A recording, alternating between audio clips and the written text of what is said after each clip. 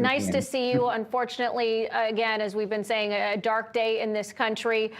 Your thoughts to this news that came somewhat unexpectedly this evening? Well, I spoke to President Trump at about 8:30 tonight, about 2 hours ago. And he said, "How many points do you think this will gain me?" And I said, "That short term or long term?" I said, "Well, until the election."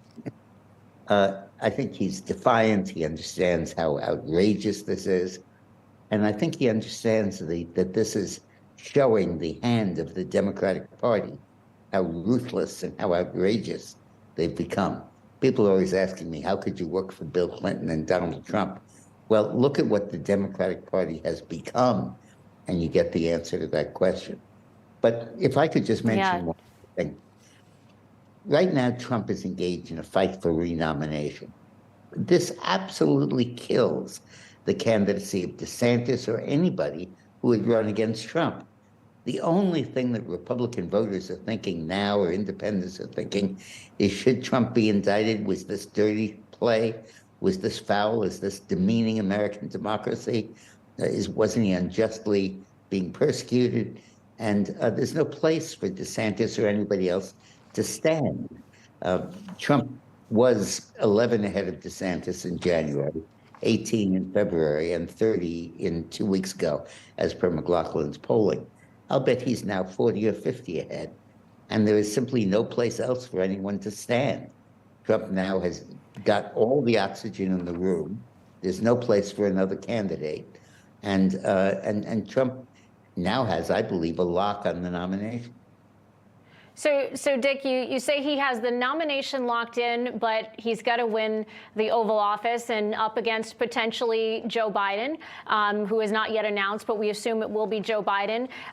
What does that look like? Because we've seen the celebratory atmosphere among many on the left right now, Maxine Waters, Jamal Bowman, among others. Some have been more somber about it, but there are those that are celebrating tonight and will use this to try to have an advantage. They should save their reverie for their own retirement parties that are coming in November. There is no way the Biden administration or the Democratic Party survives this. No way. This is the ultimate denouement of this corrupt organization. And I think that this is the worst self-inflicted wound you can imagine. You know, when we read the text of this indictment, it'll be basically a suicide note of the Democratic Party. So a lot of eyes have been on Florida Governor Ron DeSantis, who has not announced that he will run in 24.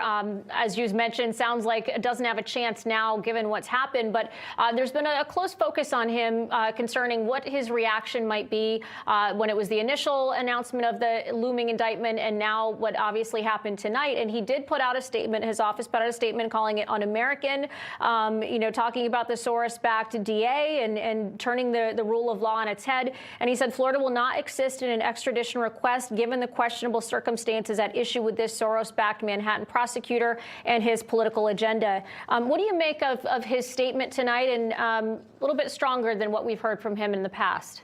Well, that's good. It's like the little guy jumping up to try to get in the camera when Trump is hogging the whole camera. There's no place for another candidate to say anything important and to get out in this. This entirely is the Donald Trump show, the Donald Trump drama. And thank you to Alvin Bragg for making that happen.